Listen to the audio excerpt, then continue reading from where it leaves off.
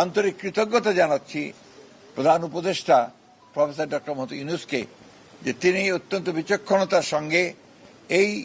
সভাটিতে জনাব তারেক রহমানকে আমন্ত্রণ জানিয়ে একটা যে স্টেলমেট ছিল, একটা যে আপনার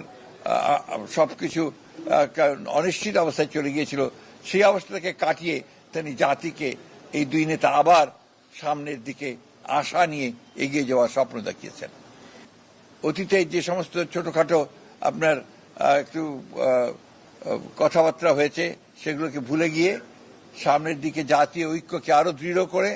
এবং যেটা বলা হয়েছে আপনার সমস্যাগুলোকে সমাধান করে নিয়ে আমরা যেন অতি দ্রুত একটা নির্বাচন, যেটা বলা হয়েছে ফেব্রুয়ারির মাঝামাঝি সময়, সেই নির্বাচনে সুষ্ঠুভাবে সুন্দরভাবে যেতে পারি এবং জাতির যে আকাঙ্ক্ষা সেটা পূরণ করতে পারি এবং এই 15 বছরের ফ্যাসিস্টদের যে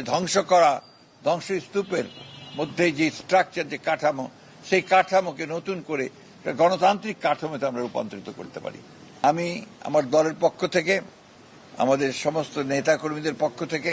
জনাব তারেক রহমানকে আন্তরিক ধন্যবাদ জানাচ্ছি।